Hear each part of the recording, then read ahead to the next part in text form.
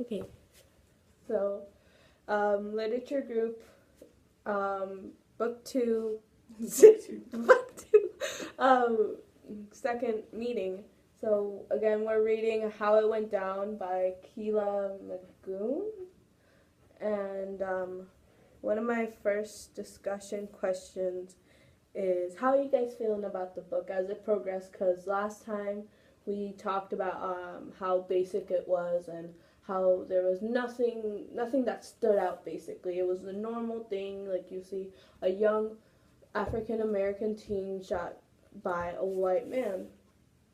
It's the normal, it's the regular you see, and we kind of thought a little bit more into it, especially with the times that's going on. We thought it would go more into it. So did you guys think it went more into the details, or just still the same thing? It was kind of the same thing, and they never really talked about how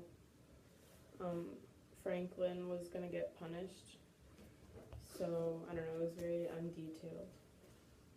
Yeah, I agree. It continued to be undetailed. I mean, there was still emotion because it somewhat focuses on the big picture, but it still manages to focus on the individuals and how they were affected and how they felt it affected other people. And I feel like since in the book, every couple, 3 to 4, I would say 3 to 5 pages, it's a new view as it processes, like how they process the whole thing and the whole event. But I just feel like she could have put more detail into it instead of like just going with so many characters. I feel like that was a good idea to do so many characters and so many different views, but I think it just overwhelmed itself trying to remember, like when you first start you're like, oh, is Tyreek and Noodle, like you're just like, are they different, are they the same, like is that his nickname, like what's going on? And I feel like that great idea overwhelmed itself to the point where you couldn't get the main point across 100%. So from the last discussion, also, we talked about how everyone was reacting to the death, but I feel like Noodle had I wouldn't say a bigger role, but like a much, like he had a big influence on how others people reacted to it. And like with his girlfriend, she was very shocked. She was there, he was there, and I feel like both of their processes are very different. So how do you think his hatreds towards Tyreek affected his process of like coping? I feel like underneath he was probably upset, and I feel like that's kind of where all the anger came from. I don't know. I feel like he doesn't hate Tyreek as much as he's claimed to throughout the book. I feel like that's just a shield for him to let it not bother him, because he knows deep down that could have been any one of them, and he does care and he has compassion about others.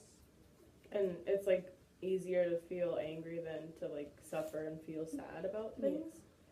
Yeah, that's true. And I also like, it was probably like a lot going on for him because of his girlfriend and then the rest of, and like Tyrell, because Jenica was like helping Tyrell, and he was probably getting upset about that too because he was jealous and stuff. So I feel like it was a lot going on for him at one time, so he wasn't really sure how to cope with everything. So talking about more into Noodle and Jenica, I think that's her name.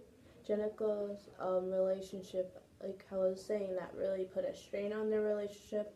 How do you think Tyreek's death affected more? Like, how do you think his death affected their life, like their view on life and their relationship?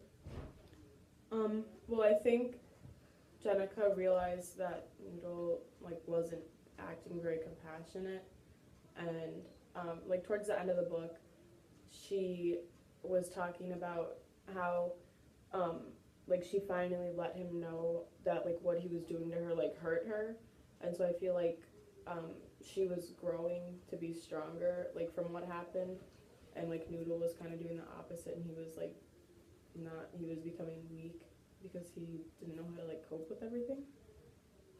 And so then I think Jenica realized that, like from there, that she just needed to move on, I guess. Yeah, I feel like Jenica, like, it impacted her so much, like, initially. She had a very time letting herself grow away from it and moving on. But I feel like Noodle's kind of, like, lack of compassion helped her move on, even though it was, like, an unhealthy kind of way to help. So. Yeah, I feel like it was, I wouldn't say I was 100% shocked when they said, like, oh, like, when they ended everything. It was like, you saw that coming. You can't just see that. You can't just go through a traumatic event and not have bumps in the road. Like, we're really seeing it, especially with, like, everyone in general. Like, everyone goes through a different mindset, and I feel like his anger got the best of him. The sadness, replacing it with anger, got the best of him.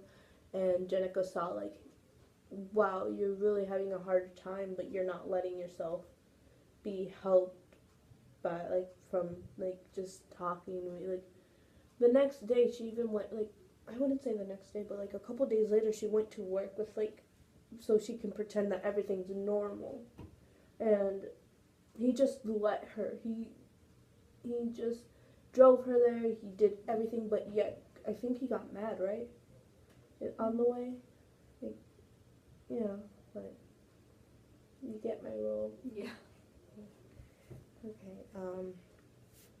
Another thing is, why is it like Will? Why is it so important for him to like live kind of like a double life? I feel like because he grew up like where like the whole gang was, and since he was like white, I feel like he felt like he should, like, I don't know how to put it, like, since he lived there, I feel like he feels as though he's part of that kind of family, but he realizes that he's white, so he's very privileged in this kind of sense. And his stepdad doesn't really understand that he grew up there, so he feels like he is a part of that little family there.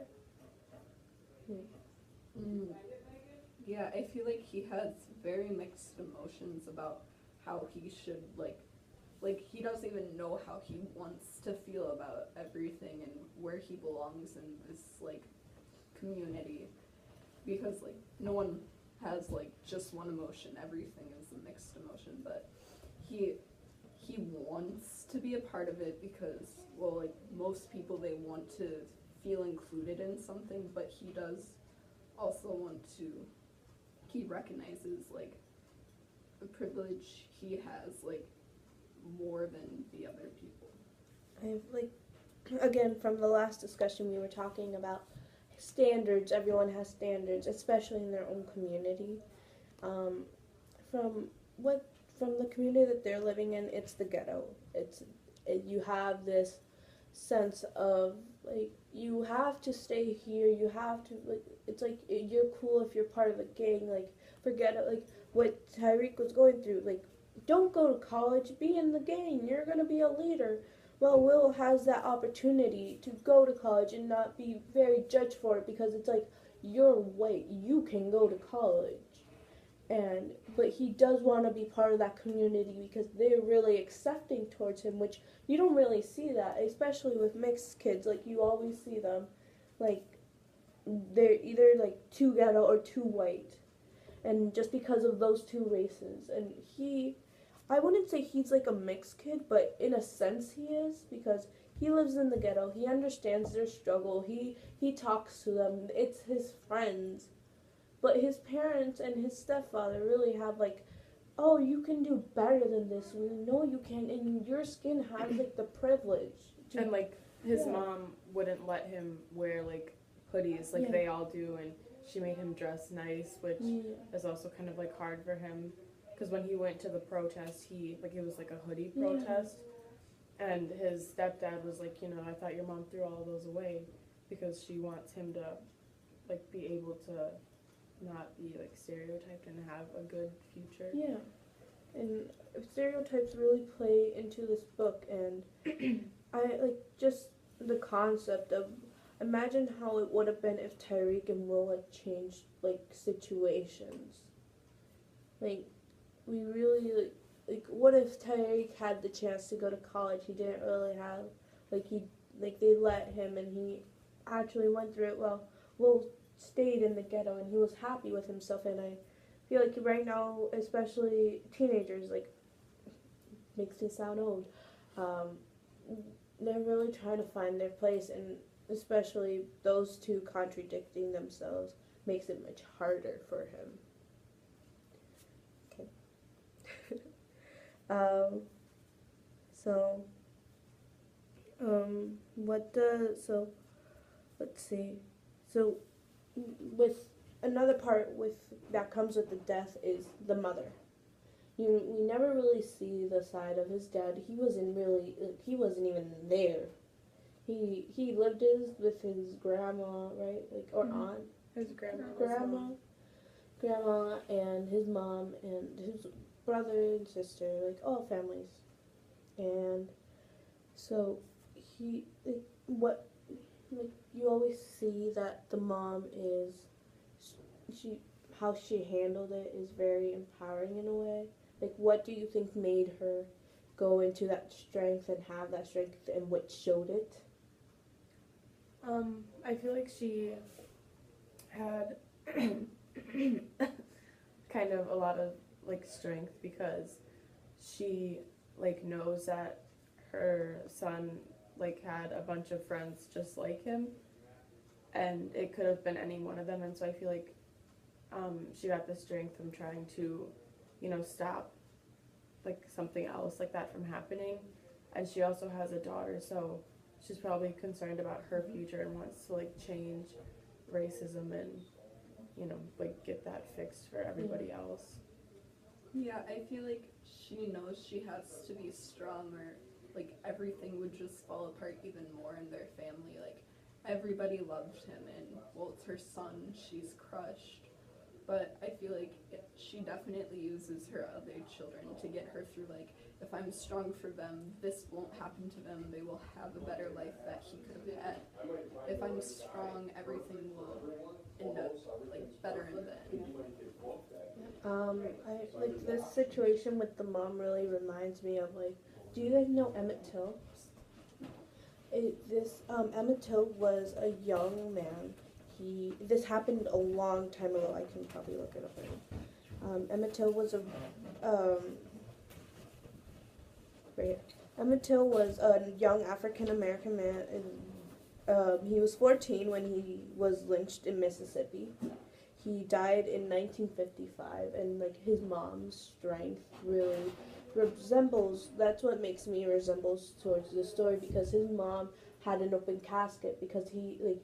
Do you guys want to see this, like the photo, or is it no?